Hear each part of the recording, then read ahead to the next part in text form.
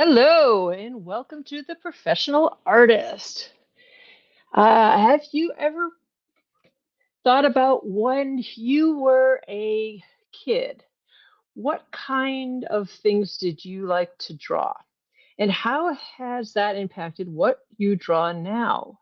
Um, I was thinking back to what I liked to draw when I was a kid, and if you saw the pages that I drew when I was in middle school, you probably wouldn't be too surprised. Uh, if those of you that don't know the type of work that I do, I'm primarily an advertising illustrator, so I do a lot of advertising work. But a lot of my personal work actually is I do a lot of erotic art, including a lot of I do a lot of tasteful erotic art. I love to draw beautiful women because I believe that erotic art can be tasteful and beautiful. And I think that women are just inherently beautiful and strong. And my women are known to be just strong and gorgeous. And even when they're chained up or or nude or whatever, they're just strong and gorgeous. And they And I look back to what I used to draw when I was in middle school, and I drew a lot of naked women in my middle school homework and in the pages that I did, and I used to draw a lot of string bikinis and see how many tiny little string bikinis that I could draw it would like how small could I design them? How small could I make them? Could I could I do one string that would cover like absolutely everything? And I'm pretty sure I don't know why I didn't end up becoming like a bikini designer nowadays, honestly. Mostly so I wouldn't end up in detention. Um, and anyway, so flash forward to nowadays, and I still pretty much draw a lot of nude women with this very bits of drapery covering this and that. That's just what I enjoy drawing. But you wouldn't think, when you look back at pieces, they weren't raunchy. They weren't sexualized. Um, like women with big tits hanging out, looking like they were uh, um, sexualized, like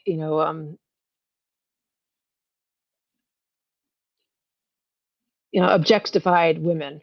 This is never what I this is never what I was interested in drawing. I wasn't like I wasn't drawing like a bunch of TNA or anything like that. It's just I never thought of it as that. This just never occurred to me to do that. I draw them sexy like the same way I draw like cats sexy or roses sexy or lamps sexy. I'm an Art Nouveau artist. My lines are all my lines are sexy. I mean, branches are sexy. When I draw a tree, it's sexy. All the lines are just they're just sexy lines.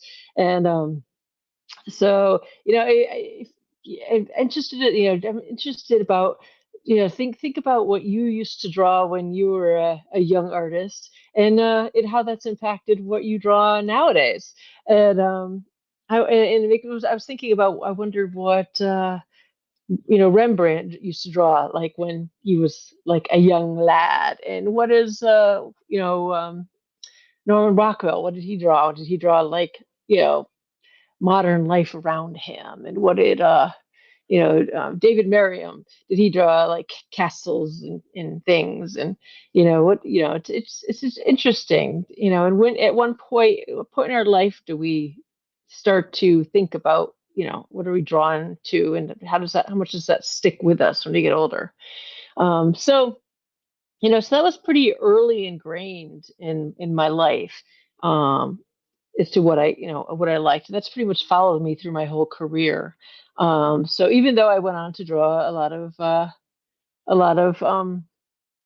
advertising illustration, actually, I went on to do role playing games for a long time. And all through my role playing game career, I was told to cover the nipples. Inevitably, it was just pretty much the number one comments that I get back from art directors are, Echo, can you cover the nipples? Echo, can you cover the nipples? Echo, why does this have nipples? Echo, can you, even the Bellagio in Las Vegas, they had me do a sexy piece for Las Vegas, and they wanted me to make, to make her shirt cover the nipples. And I was like, oh, really? This is the Bellagio of Las Vegas. Of all people, they want me to cover the nipples because, uh, um, you think they'd want nipples in Las Vegas, and no, her shirt was too sheer, no nipples, no nipples. Like, I was thought the human form was just gorgeous, and I I think it's my job as an artist to normalize that more, and so I've always just pushed that envelope a little bit. So when COVID came around, I was excited to. I had a little bit of extra time, and so I decided to finally start up my Patreon and go ahead and start working on some of my erotic art. So I've had a Patreon for a long time, but I'd never actually done anything with it because I didn't want my Patreon to become a job. I was always afraid that I would get busy with other jobs because I'm always busy with other jobs. I always get too much work to do, and I mean, God, always have so many jobs. But finally, with COVID, it's the first time that I actually had a little bit of breathing room, and so I I never started the Patreon because I never wanted to feel like, oh, I gotta do the Patreon stuff. Oh, I gotta do the Patreon stuff. And so I never actually started to do the page, to started my Patreon until I got to the point where I could sit down and formulate something that would be fun. And so I was like, I'm gonna do an erotic Patreon where I can actually explore erotic art and just take my time and do something that's fun. And the good thing about it being a Patreon is I could do the erotic art and I could kind of keep it behind that paywall because I understand that erotic art is not everyone's cup of tea, and that's fine. I mean, that's fine. That's totally okay. Um, because what is exactly erotic art? What makes it erotic? For some people, erotic art is the swimsuit section of the Sears catalog. I remember uh, when I was in junior high, they'd get the swimsuit catalog for Sports Illustrated, and all the boys would be like, "Oh my God, it's a swimsuit catalog! Oh my God, it's a swimsuit issue! That's so sexy! It's so sexy!" It was like, so you know, so what defines erotic exactly? That that that varies per person. It's interesting to see when people come into my gallery. Some people peer into my gallery and they're just like, oh, oh my God, oh my God. It's so erotic, and they just almost, keel over dead because it's so sexy. And I don't even keep the super sexy stuff up front.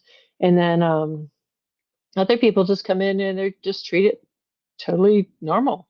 So it very much varies per person. Um, I define erotic as uh, um, more nudity that shows emotion. Pure nudity to me is not really erotic. If you just have a nude, that's like, my nude pieces where you just have like a reclining nude or a woman without a shirt on, just nude. That to me is not really per se erotic. That's just, that's nude, and they're beautiful. They're nude. That's great. That's lovely. A beautiful reclining nude is beautiful. It's tasteful. It's lovely. I mean, that's the sort of thing I drew in middle school. It's gorgeous. It's not, but to me, it's not erotic. I mean, a little bit erotic, maybe, but not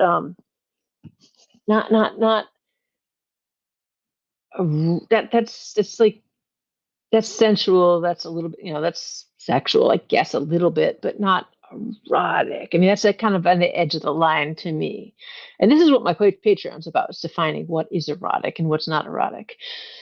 Um, Erotic to me is when you start to get into more, uh, you know, emotion. I mean, if you have like I have a piece that's called In Too Deep, where you have these two lesbian mermaids, and they're swimming, and their breasts are pressed against each other in such a manner that one of the things that people love about my work is that I understand how the female form works, and their breasts are pressed against each other, and they're embracing, and they're pressed in such a way that like women understand. They're soft, and they're pressed in such a soft way against each other that they actually press up, and you can tell their boobs are soft and pressed, and they they're they're pressed properly, not like gross or comic booky or whatever. They're soft, and they're it's how it feels. And if you're a woman, you know how that feels. I mean, you have breasts. I mean, that's how breasts feel when they press against something. And that's the benefit of being a woman and having breasts. You know how breasts feel when they press against something, and you know how they feel when they press against another woman's breasts. I mean, they feel like that. And um and and um that to me is erotic. And how fingers like intertwine with like another woman's fingers. I mean, that's erotic, and I love exploring that in my work. That just the way it touches, and they have their tails, the way they twine, and it's just a kiss. I mean, it's not, and then there's a point on the other end where it's like it's too much, where if you were to have them, doing have the characters doing too much, and it gets into the realm of pornographic. That's not really my cup of tea. I don't really get into the pornographic stuff. I don't really like to do art that, where you can, see my house from here, where you're like, whoa, too much information. That's not really what I do per se. I like erotic art where it's sensual and it's beautiful, and there's those curves and things, just gorgeous lines and Art Nouveau and things.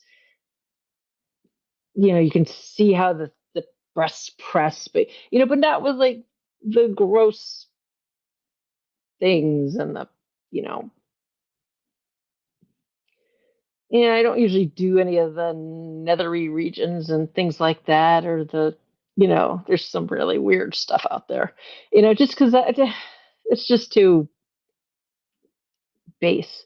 I'd prefer to like hint at things. I love symbolism. I mean, I love some phallic symbolism. I mean, I could do some really, if I'm gonna hint at some really things on the really base other end of things, I'm going to do it with symbolism, because you can really get into the depths of things, but do it with symbolism. I mean, then you could really get into the meat of things without saying things. I mean, that's how you do it craftily. I mean, that just takes, oh yeah, you can get, that you can tell a story with symbolism. That's just that takes some art right there. And, that's what I love doing in my Patreon so much. But there's a fine line. You don't need to see everything, but you can tell the whole story with that. But anyway, yeah, but so I that's what I started doing with my Patreon. But then I got to the point where I was thinking, I was thinking I'd really love to illustrate a book that has been my favorite book since I was in high school. When I was taking Latin in high school because I was thinking of becoming a surgeon. Um, and I was running on the ambulance when I got my EMT license when I was 14, which is the youngest in the U.S. I had to get a waiver to get my license. My high school had a program that was through the Boy Scouts, through the Explorers, and they had actually the ambulance corps was volunteer ambulance corps was right next to the high school, and it wasn't a very big town, and you could get your EMT through the community college, and they had the teachers, some of the teachers would work in the ambulance, and then some of the high schoolers would get their EMT licenses and would have pagers, and you'd have to wear your uniform during the day, and you'd be able to leave school when you were on call and actually go to ambulance calls during the day. And that was pretty cool. And both my parents would run on the ambulance as well, and so I was doing that, and I wanted to do it when I was younger than 16. You had to be 16 to get your EMT, and so I got my waiver so I could do it when I was 14, and that's an emergency medical technician for those of you that don't know. And so I got my license to do that. And so then I would go to ambulance calls in the middle of the night with my parents, and then I would sometimes we would take the ambulance and park it in the front of our lawn and go on calls in the middle of the night. And then during school I would leave and go on calls during the day. And then I would go to art classes during school as well. And then I would go off to community college during the day. After school, I would actually leave school early to go to the community college to take art classes because my art classes in my high school were pretty poor. So I would actually got another waiver so I could leave school early so I could go off and take community college classes to take um, art classes because they only had like one art class at my community college. So my high school art teacher would actually sign me out of school early, um, so I could go and take community college classes there. And then so here I am leaving to go to car crashes in the middle of the night, to go to ambulance calls, and then I'd go to school in the morning, and then I would go leave early to go drive to go to community college to go to take art classes, and then I would go to life drawing over in Hartford to go do life drawing at a different community college, and then I'd come home and do my homework in the farm, and then I would go and go at night to go and uh, go to more car crashes and stuff. I was kind of a crazy teenager. Anyway, so I was taking Latin just in case I wanted to go be a surgeon, but I was kind of forgetful ultimately when it came down to it. Like I was always losing my car keys, and ultimately figured that was probably not a very good trait for a surgeon to lose your car keys. So we figured, maybe when it came down to it, losing your car keys a lot was not a good trait for a surgeon, so I should go into art. So I went into art instead, and I decided I wanted to go into art, and I wanted to go to New York City for art because I went to and ultimately I ended up going to Pratt. And that's a completely different story. But my Latin teacher, back to the Latin teacher. So I went in and I was taking Latin, and my Latin teacher, she was an older lady. She was she would Mrs. Sullivan. She came up to me one day and she said, "I have this book that I think you'd really like." And she said she handed it to me, and it was this black book, and it was called Maya, and it was by the author Richard Adams, who's the author of Watership Down, and that's the book with all the bunnies in it. If you guys have ever seen the movie or read the book with all the bunnies, they have to go and move from one warren to the next because it's going to get bulldozed down so they can build condominiums, and it's all it's a really good book. It's really good. If you haven't read it, you should read it. The movie's kind of gruesome actually, but it's a really really good book. He's an awesome author, and he's awesome in Maya as well. Maya is not one of his more known books, but it's just he just writes so well. Even and in Maya, one of the things I like about it is he writes it so well. Even though it's an erotic novel. He writes the way I do my art. He writes it erotic, but he doesn't get to that point where it's just raunchy. He just has that way of balancing it where it's erotic but not gross.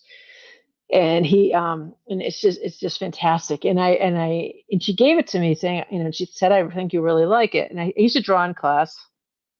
This was back in the time when you had I had the books. All your books were you take the what do you call them, um,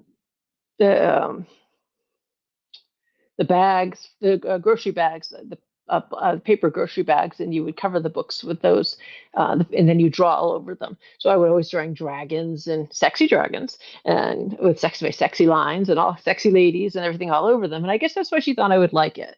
And I suppose if nowadays, your Latin slash English teacher gave a 15-year-old an erotic novel, it would probably frowned upon. But I don't even think I showed it to my parents. I think I just, went back and sat in the cornfield and read it.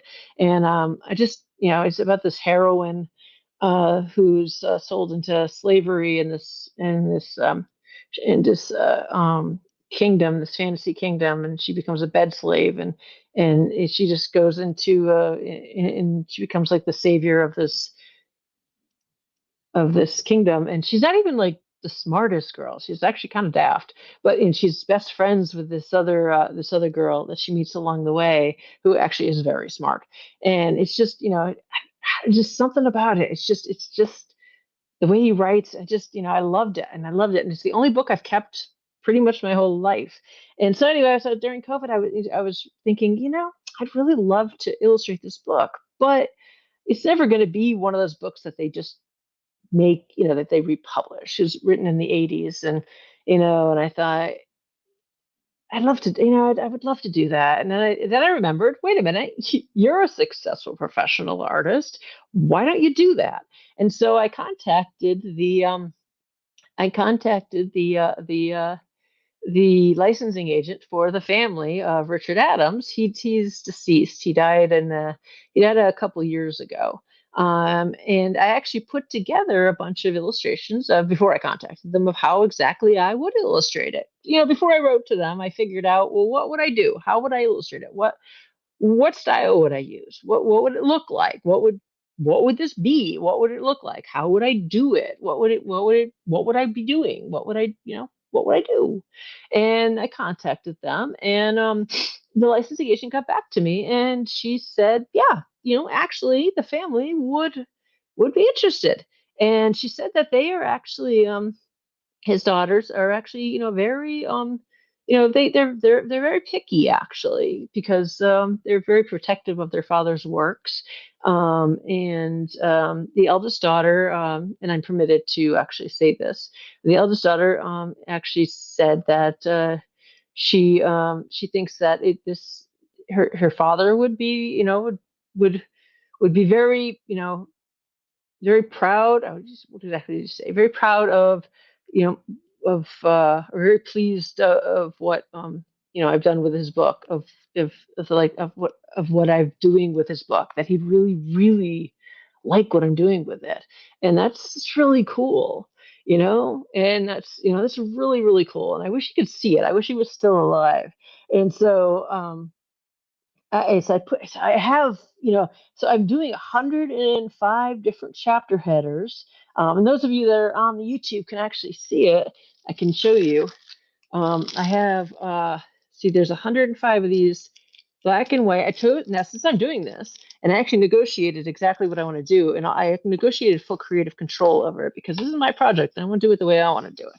There's 105 chapter headers that are in black and white with gold, because I love black and white and gold. And so I'm doing all my pen and inks just the way that I want to do them. And I want to do them in black and white. My career, I started off doing all black and white artwork. And I love working in pen and ink. That's where I started my career.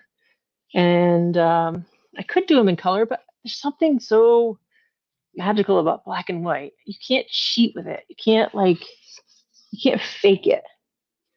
And so all the black and white interiors are all pen and ink. And I actually do some of them. I do them digital, and then I go black and white. I go to pen and ink just to get them exactly the way I want them. And then they're going to be printed with gold ink on the inside. And then, because everyone loves my colors, I'm doing gold color plates of the characters that are in my full Art Nouveau style. There's a lot of chapter headers, but I love how they came out, and they're sexy. And then I have the cover here, which is going to have gold foil, and it's going to be stamp embossed too. And if you can see it, if you're on the YouTube, and you can go to echochernik.com um, slash pages slash Maya. You know this, and then I'm going to have the black and white and gold illustrative plates as well, and those are going to be the illustrated plates, and some of them get pretty sexy. And the current one actually is the one with the orgy scene. That won an award for in that won an award. So I'll tell you a little bit more about that one in a minute. But then I have the color plates, which are all Art Nouveau full color plates of the sexy characters. Because everyone loves my Art Nouveau sexy women.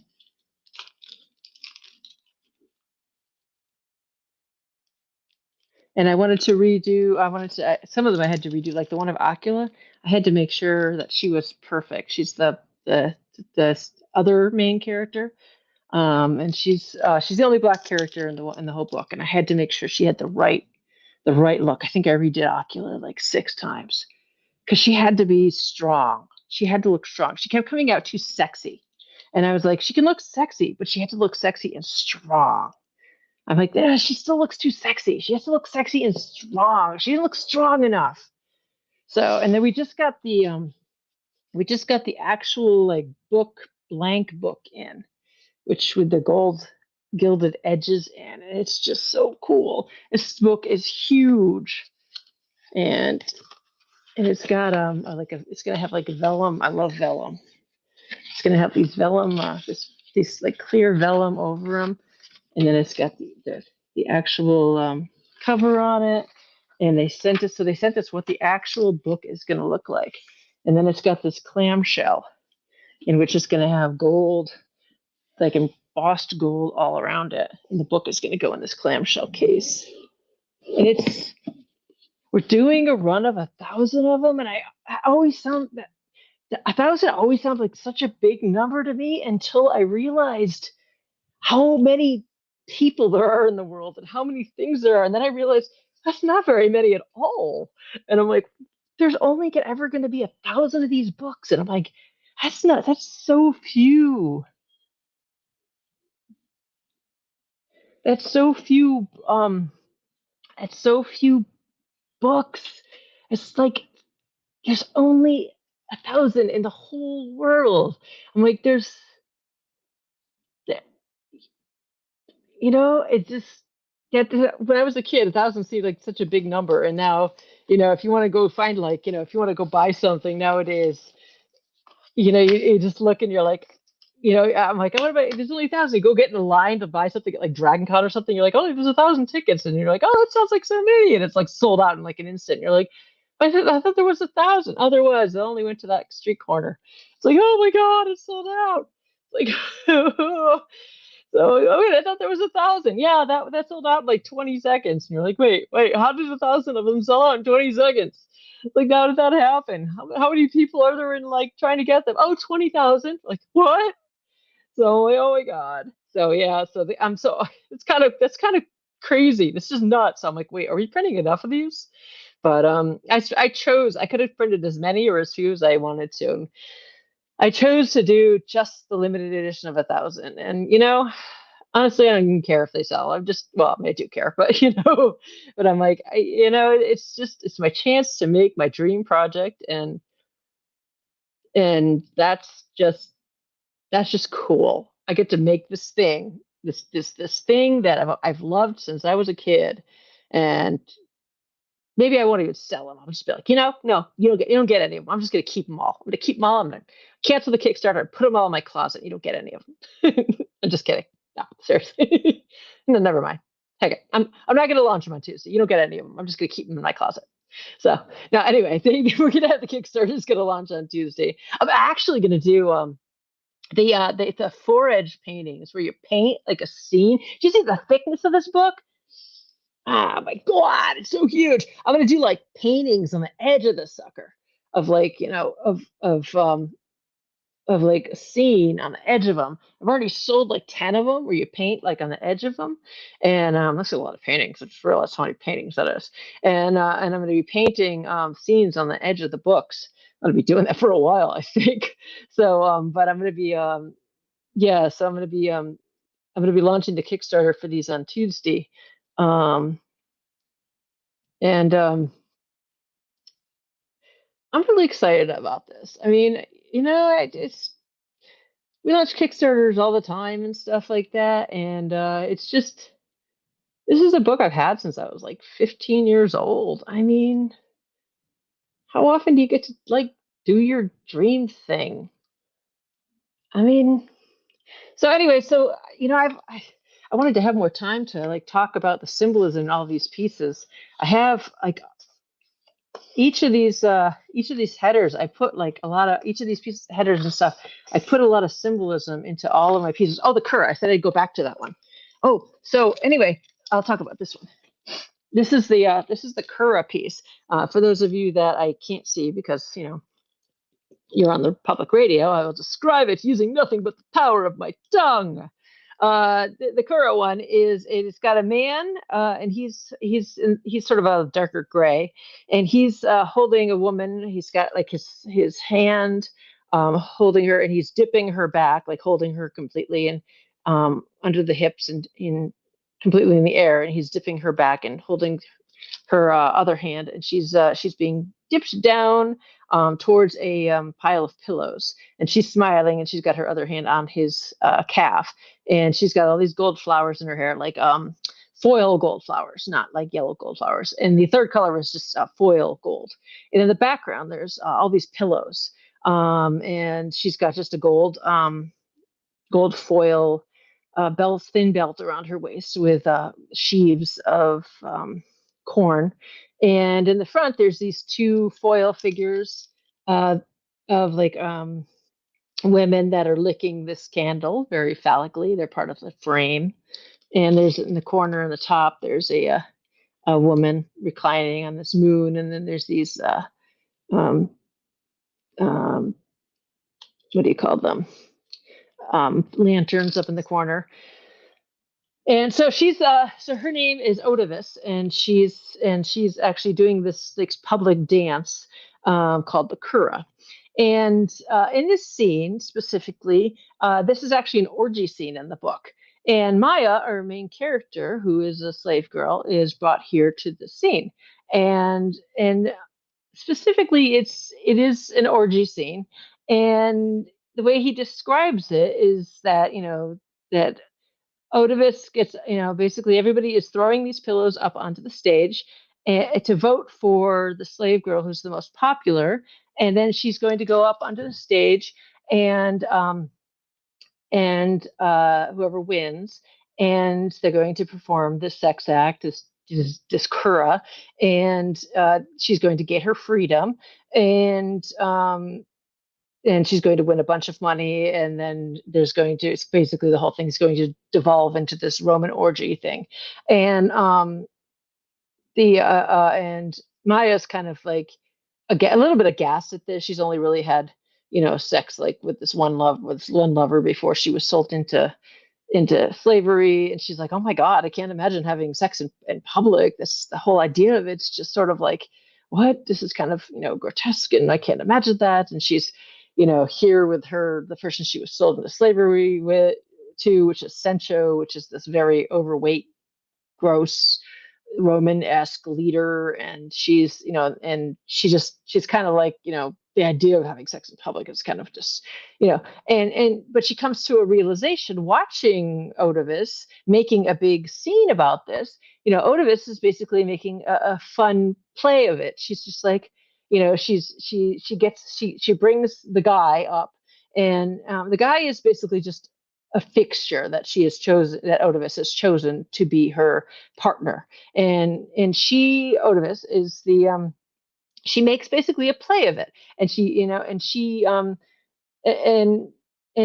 sort of makes a dance of it, a big performance of it. And she makes a performance, and she's dancing around, and she bumps into the guy, and she gets surprised by his maleness, and she's like, oh my goodness, where did that come from? And she's making like a big surprise thing and making everybody laugh, and she's having fun with it. And Maya realizes and finds herself laughing and realizes, oh, oh, she's having fun with it. Oh, she's actually like making a show of it. She's making a spectacle. Oh, she's having a good time. And it's not about the whole like, practice of it. She's actually like, it's a performance thing, and she comes to an understanding of it. So for me to show it as just like a big sex scene wouldn't do Richard Adams' portrayal of it justice. So for me to show them just kind of going at it in the scene wouldn't do it right. And so when I illustrated this, I specifically needed to show her having fun, and I have all the pillows around. And so for this, I needed to shoot like her hand the way I have Otis holding his hand as a dancer pose. It's not actually a real handhold for dancers. I have her hand in his in a way that you wouldn't actually, as my dancer friend says, um, isn't actually an actual hold. Like her hand is sort of in his in a manner that isn't, is not really conducive. She would normally be holding his hand equally, like wrist or holding his wrist in such a manner. But I wanted her like steering his hand. So I actually had to shoot. That's my hand with my friend. I had to shoot reference in such a manner that she's like in charge.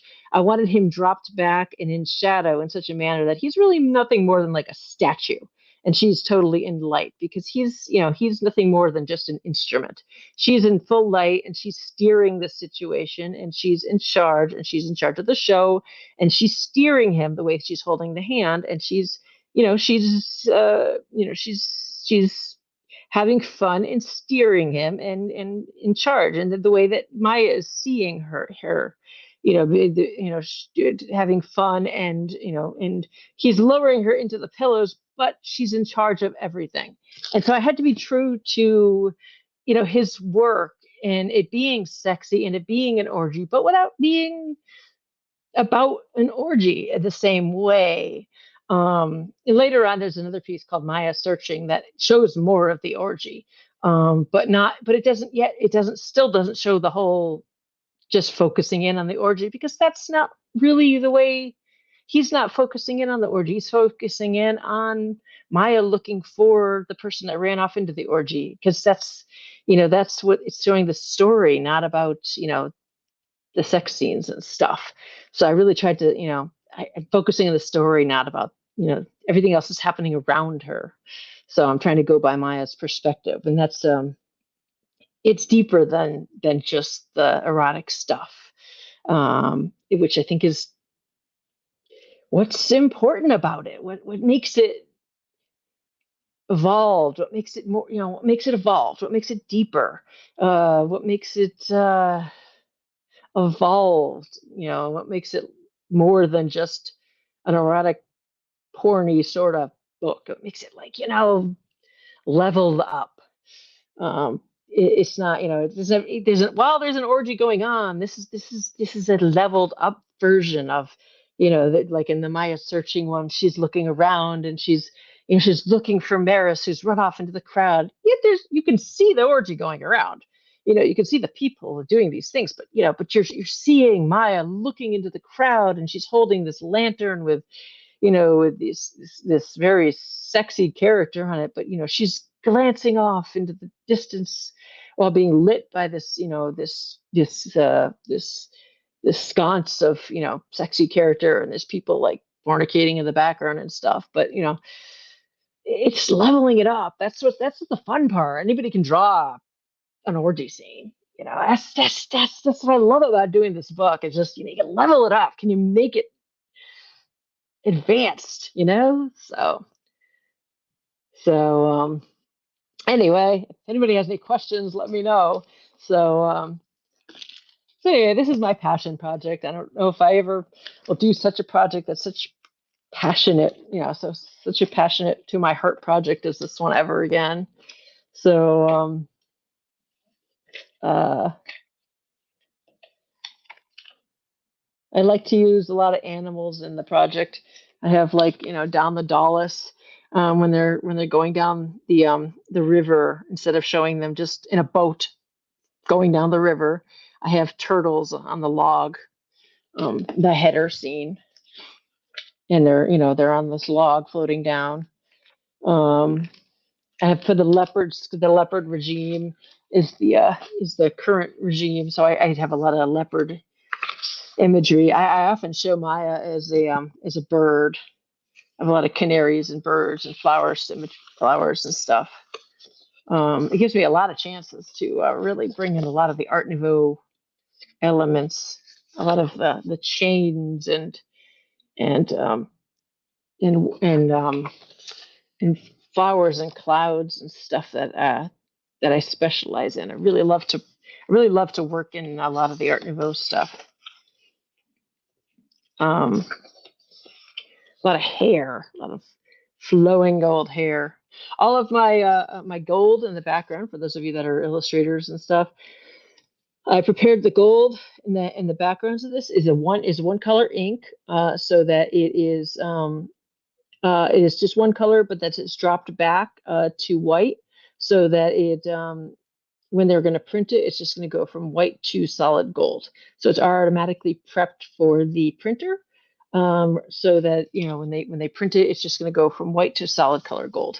So the printer was actually quite surprised that we had it prepped properly, so that I've already screened it, so it's automatically just ready to go. So it's not different. It's not CMYK in the inside. It's just a spot color of gold, because I want to use a gold metallic ink on the inside, which makes it nice and easy for them.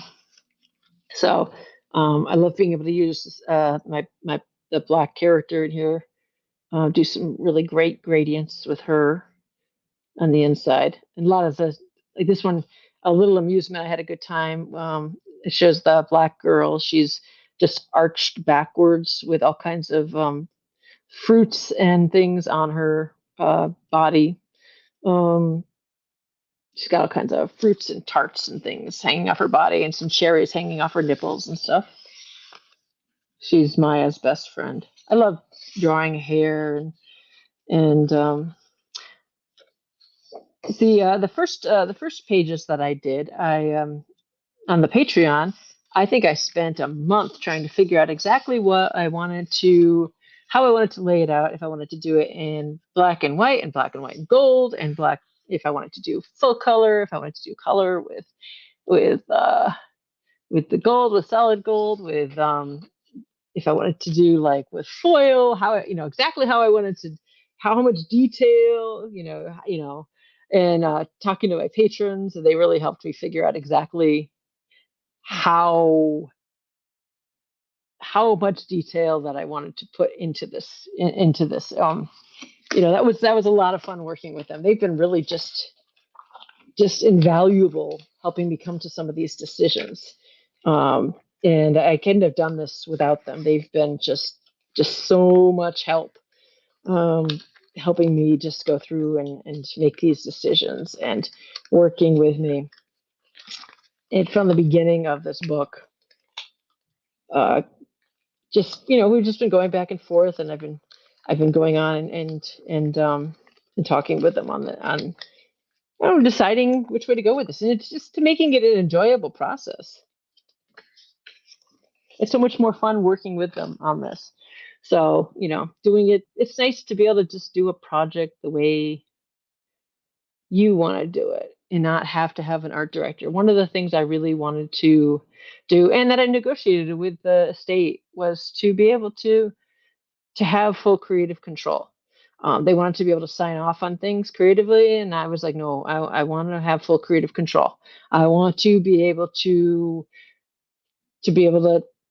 make the final call on everything. And they wanted to sign off on the art, and I was like, no, no. Either you trust me that I know what I'm doing, and that you've seen my work. Either you like it and you sign up, and you trust me that I will do your father's work justice, or you don't. You trust me to do it, or you don't. And they finally agreed that yes, we do trust you. If you presented what you're going to do, and we trust you. And yeah, so um, yeah, I'm yeah, I'm excited. So this is gonna be cool. So Hey, Adian. So it says, Aiden says, my wife has one of your Maya works on our wall. It's the centerpiece of our entire living room. I'm excited. Yeah, and I'm gonna have the black and white inks available too. Like I said, some of them I do digital, and then I finish the black and white ink, so I have some of them here, so I have them available too for sale. Some of them are available, some of them are sold, some of them, a couple I don't want to sell yet because I like them. So yeah, but the can't believe it's almost done. I have a few more chapter headers I have to finish.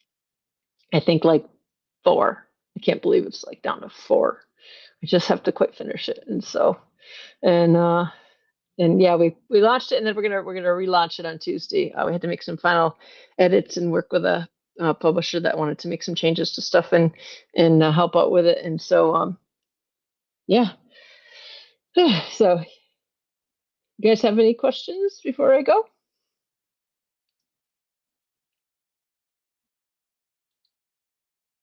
I think I'll probably keep doing erotic art, you know, forever. I just love doing sexy art. I like doing cats with my women too. And you've got the Sixth World Almanac on your wall too. Yeah, I do. I do such a wide variety of pieces. I mean, God. We should see the giant scroll I did for Gen Con this year. You going to be at Gen Con this year?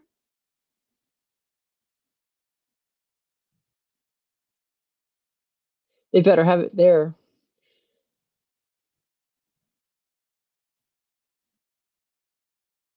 I hope they have the giant scroll done for Gen Con. Oh, you'll be at Dragon Con. Cool. Hopefully we'll have some of the giant scrolls for Dragon Con too. So, but yeah, it's going to be yeah, so I will see you at Dragon Con for sure. But I'll be at Gen Con and Dragon Con. And yay! Yeah, we'll be at Dragon Con, we'll be at Gen Con, and I'm not going to be at San Diego Comic Con, but Laz and Kat will be at San Diego. I have a big project I have to finish, so I'm actually not going to San Diego this year, believe it or not. So how weird is that, right? But but I will be here before, but I will be at Gen Con for sure, which I'm really excited about because we have a big project for Shadowrun coming out, which is super cool. So, and then I have to finish Maya because I have a few pieces I've got to finish for Maya because I've got to get to the printer in August, which means I've got to finish 4 chapter headers and an interior piece and get that to the printers so that I can get out. And yeah, and I got this. This book is just this thing is just look at that, it's so gorgeous. Look at the size of that. You could smash so many bugs with that. I'm just kidding. Do not smash bugs with this. The size of this book is so huge. I can't believe how big this book is. Oh my gosh. So, but anyway, yeah. Sorry, I started broadcasting a little bit late today. We had some technical difficulties, but that's okay. Technical difficulties happen. I know. Isn't that the most gorgeous presentation copy? And I have the clamshell. Look at the clamshell of this. It doesn't have the gold printing on it, but it's gonna have that gold foil printing on it. And it opens like this. So it goes right in there. Goes right. It goes right in there like that too. Let's see if I can get this in here. Hold on. Look at that. Isn't that great? You see that? It's gonna have that gold foil with her hair wrapping around it. And it's gonna have the gold hair. Oh my god, this thing is gonna be just oh my god.